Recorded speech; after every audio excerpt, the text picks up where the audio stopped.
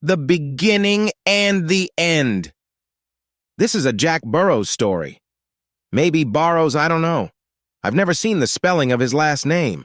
Come to think of it, there is no guarantee that this is his real name either. All I'm going to tell you is what I've seen, heard, or been told. Other than what I have personally observed, there is no guarantee that any of this is true. However, there is no reason for anyone to lie. No one has gained anything from it. I met Jack about 7 years ago. One day he had just walked into our little expat bar in the middle of nowhere in the Philippines. He was relatively young.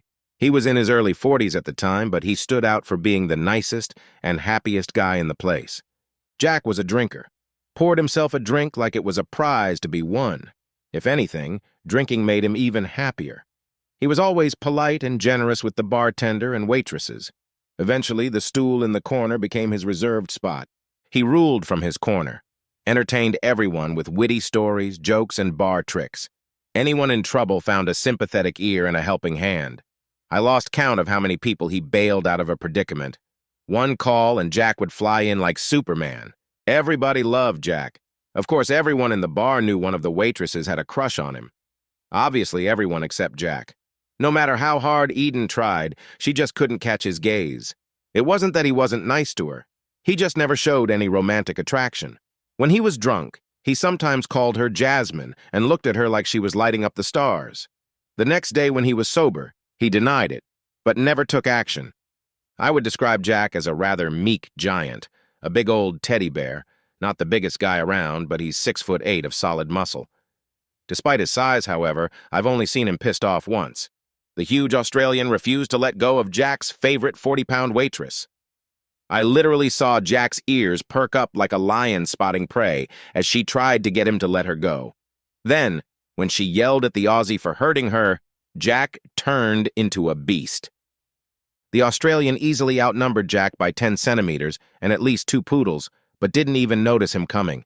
It was the fastest and most brutal beating I had ever personally witnessed. So much so that the Australian, when he came to his senses, had to ask who had beaten him. That's who Jack was.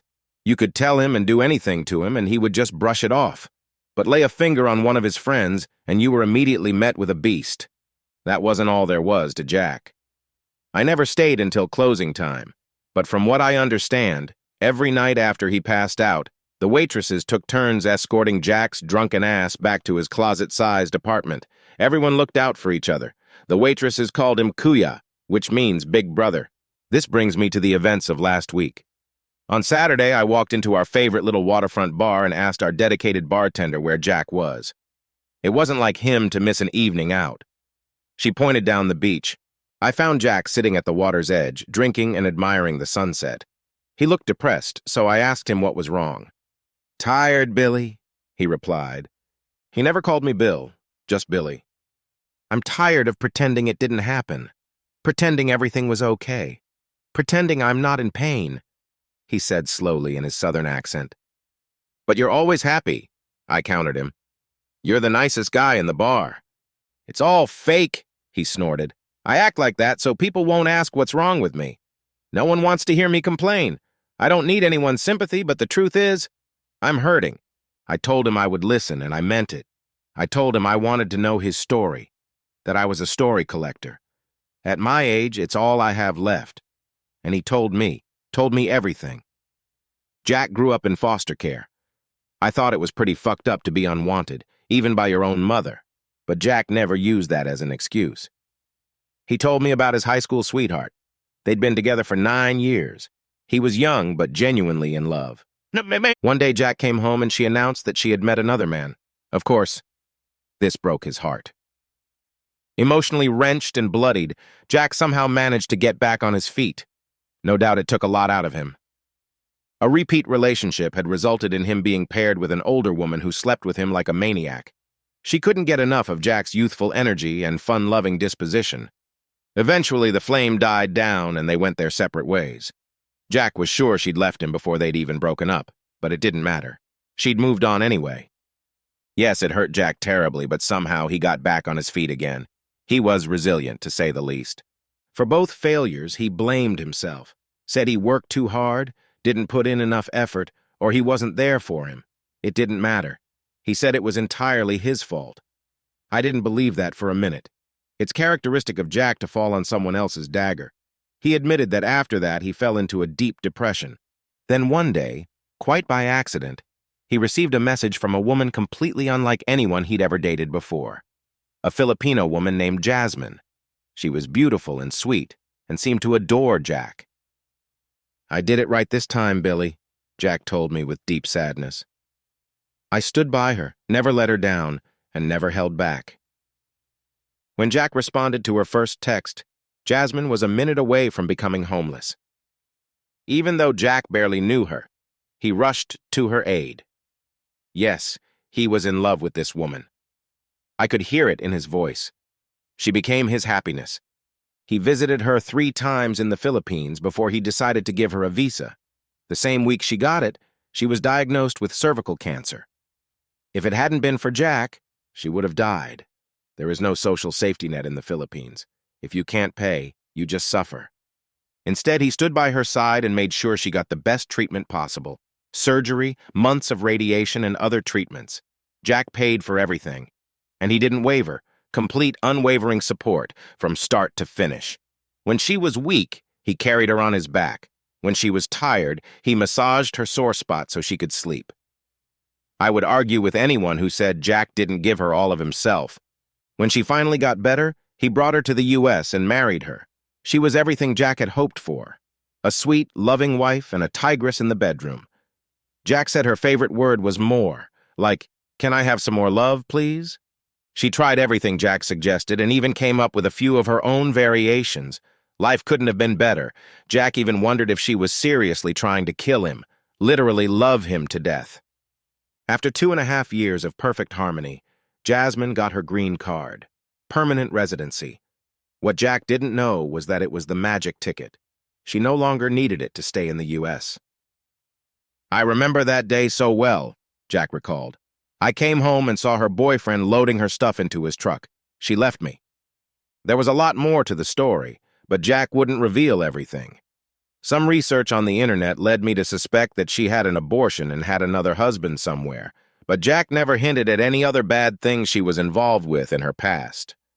I realize this is vulgar, but it fits perfectly with the lyrics of the song I heard. "You called me strong, you called me weak, but I'll still keep your secrets. You took for granted all the times I stood by you. You tripped and hit your head, and if it wasn't for me, you'd be dead. I picked you up and helped you get your feet back on solid ground." She literally owed Jack her life, but discarded him like trash for something younger and brighter. Jack couldn't describe the pain he felt. He didn't need to. I could see it in his eyes. He wasn't just knocked down again, but truly broken. He couldn't get up this time. I dug into it, to figure out what happened.